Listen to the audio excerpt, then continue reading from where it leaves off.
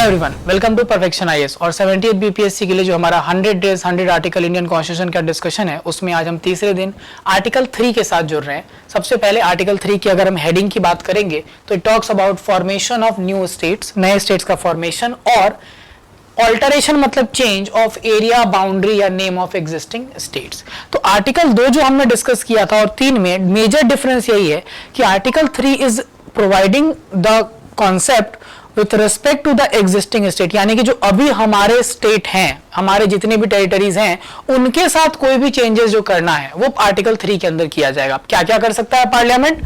So parliament कानून के द्वारा एक नया स्टेट बना सकता है। किस तरह से? किसी टेरिटरी से सेपरेट करके किसी स्टेट को, या दो और दो से ज्यादा स्टेट को यूनाइट करके, या किसी पार्ट को किसी दूसरे स्टेट के साथ जोड़ते हुए, तो इस तरह से नए स्टेट्स बना सकता है। जैसे एग्जांपल लेंगे तो झारखंड बिहार की टेरिटरी से निकल के बना, तेलंगाना आंध्र प्रदेश की टेरिटरी से निकल के बना, और उसी तरह से दादरा नगर हवेली दमन दीव दोनों को मर्ज करके एक सिंगल यूटी बना दिया गया। पंजाब का कुछ एरिया हिमाचल के यूटी को ट्रांसफर किया गया था बीच में। तो ये सारा काम पार्लियामेंट कानून के द्वारा कर सकता है। उसके अलावा किसी स्टेट का एरिया बढ़ाना या घटाना, किसी भी स्टेट का बाउंड्री या नाम को चेंज करना, ये सारा कुछ का पावर पार्लियामेंट के पास है। किसके द्वारा है? कानून के द्वारा। और जब हम यहाँ पर स्टेट वर्ड यूज कर रहे हैं तो उस स्टेट में यूनियन टेरिटरी भी इंक्लूड हो रहा है, तो वो अलग से नहीं लिखा है। और जब हम बात करते हैं यहाँ पर इसके पावर की, पार्लियामेंट की, तो उसमें आर्टिकल 2 से ये डिफरेंस है कि यहाँ पार्लियामेंट अपने टर्म्स एंड कंडीशन पे जब चीजें करने जाएगा तो उसको कुछ प्रोसीजर को फॉलो करना है। वो प्रोसीजर आर्टिकल 3 में फॉलो करना पड़ेगा ये सारे काम करने के लिए। और प्रोसीजर क्या कहता है कि पहले प्रेसिडेंट का प्रायर परमिशन लेकर इसके लिए एक बिल लाया जाएगा जो सिर्फ पार्लियामेंट में आएगा। ये बिल की कॉपी जिस स्टेट के साथ चेंजेस हो रहे हैं उस स्टेट के लेजिस्लेचर को, स्टेट लेजिस्लेचर को भेजा जाता है ओपिनियन के लिए एक समय फिक्स करके। हालांकि यूनियन टेरिटरी के साथ जब कुछ चेंजेस होगा तो वहां भेजने की जरूरत नहीं है, लेकिन यहां पर जो स्टेट लेजिस्लेचर को ओपिनियन के लिए भेजा गया, that opinion is not binding on parliament. ये फॉर्मेलिटी के लिए एक प्रोसीजरल एस्पेक्ट को दिखाया जा रहा है बस। स्टेट लेजिस्लेचर अगर मना भी कर देगा तो भी पार्लियामेंट के ऊपर वो बाउंड नहीं है, पार्लियामेंट अपना डिसीजन खुद ही लेंगे। तो पार्लियामेंट अगर एक कानून लाकर सिंपल मेजोरिटी से उसको पास कर दिए बिल को अगर, तो ये चेंजेस को कर दिया जाएगा। और इसी तरह से आप जानते हैं ऑलरेडी हमारे यहाँ बहुत सारे चेंजेस हुए हैं, जैसे मद्रास का नाम तमिलनाडु, मैसूर का नाम कर्नाटका, उसी तरह से उत्तरांचल या उत्तराखंड का फॉर्मेशन यूपी से, पहले उत्तरांचल हुआ फिर उसका नाम उत्तराखंड, उड़ीसा का नाम उड़ीसा, के स्टेट से यूटी बना, हिमाचल यूटी से स्टेट बना, गोवा यूटी से स्टेट बना। ये सारा कुछ आर्टिकल 3 के अंदर किया गया है। ठीक है, इसमें 2 पॉइंट और आपको क्या समझना है कि जब भी कोई बात आती है एरिया को कम करने की, तो वो एरिया कम करके इंटरनल रीऑर्गेनाइजेशन का ही पावर आर्टिकल 3 में है। मान लीजिए किसी एरिया को हमारे यहां से कम करके किसी दूसरे देश को देना है, जैसे बेरूबारी वेस्ट बंगाल का पार्ट था, वो ईस्ट पाकिस्तान को देना था, तो हम वेस्ट बंगाल का पार्ट कम करके आर्टिकल 3 के अंदर ये ईस्ट पाकिस्तान को नहीं दे सकते।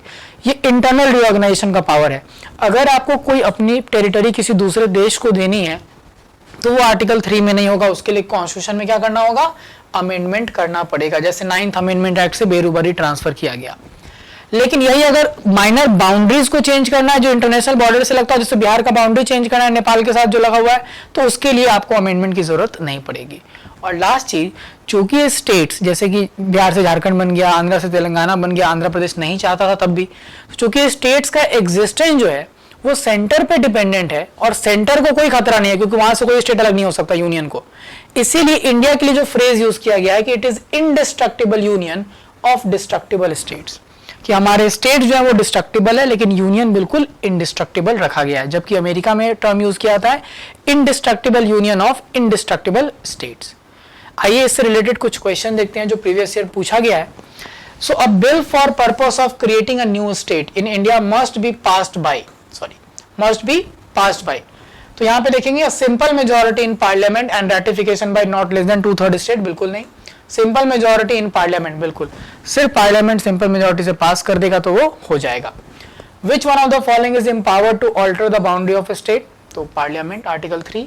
ये यूपीपीएससी मेंस का है। देन बीपीएससी का क्वेश्चन है 2016, creation of a new state requires what? Simple majority, 2/3, 3/4, 2/3 plus ratification, या नन और मोन ऑफ द अबव? अगर देखेंगे तो क्या चीज चाहिए, that is simple majority. Which of the following is not possible by a law of parliament under article 3? Article 3 के अंदर इसमें क्या नहीं किया जा सकता, तो इस नया स्टेट फॉर्मेशन हो सकता है, alteration of area of state हो सकता है, alteration of boundary of state हो सकता है, एडमिशन ऑफ न्यू स्टेट ये नहीं होगा क्योंकि ये आर्टिकल 2 के अंदर हम लोग करते हैं। और last, the consent of dash required for altering its boundaries according to constitutional provision, तो कंसेंट नहीं चाहिए होगा किसका, स्टेट इज नॉट रिक्वायर्ड, क्योंकि कंसेंट नहीं, बस ओपिनियन ले रहे हैं, उनका ओपिनियन हुआ तो ठीक, नहीं तो नहीं चलेगा। ठीक है, मिलेंगे अगले आर्टिकल के साथ। Thank you so much.